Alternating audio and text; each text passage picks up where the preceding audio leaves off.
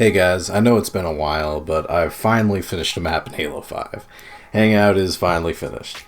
In my previous video preview, I discussed the inspiration for the map, but in this vid I'll be highlighting the final product and some of the design process.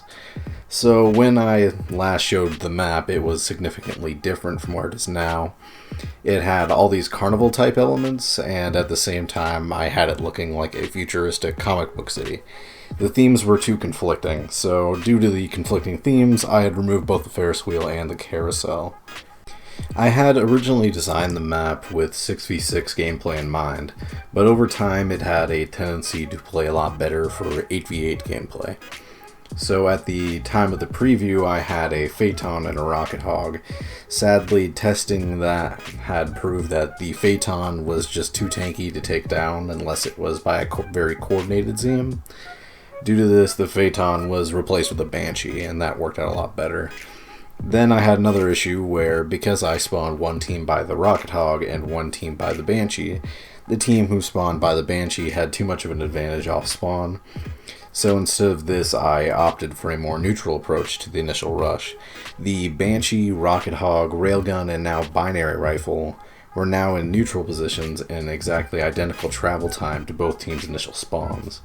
Along with this, I added a ghost to each team's initial spawn area, and an overshield to the original Phaeton pad. A lot of thought went into the Stronghold setup for this map. To me, I see that there is around 3 ways to design for Strongholds.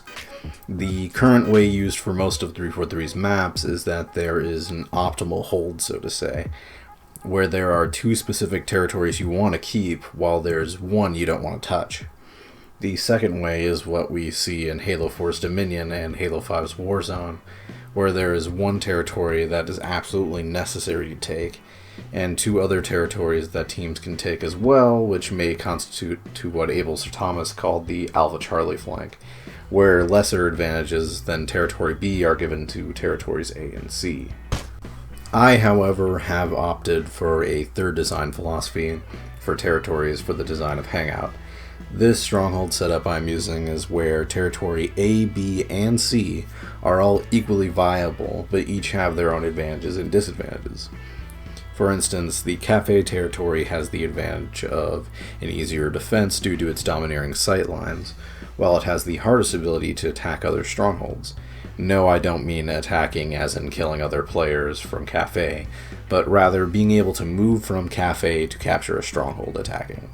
Along with this, there are no weapons at Cafe, so players have to either take the overshield in the open or drop to the lower levels for weapons, and dropping to this level also gives access to the teleporter, which can be used by either teams to flank Cafe or Cafe to flank the other 2 territories. Yellow Corner is probably the hardest stronghold to actually defend due to its low nature and ability to interact with vehicles, but once captured it allows access to the bridge, the Rocket Hog spawn, and the Railgun spawn. The bridge is very useful for players to attack Ping 2 and control the center of the map. Ping 2 is more defendable than Yellow Corner, while being more vulnerable to sightlines from Cafe. It has more access in controlling Hotel and gives access to the Banshee and Binary Rifle. Also, as we all know, this map sadly did not make it into the BTB playlist, and the reason for this is the map is not of a classic BTB style, which was what was wanted for the playlist.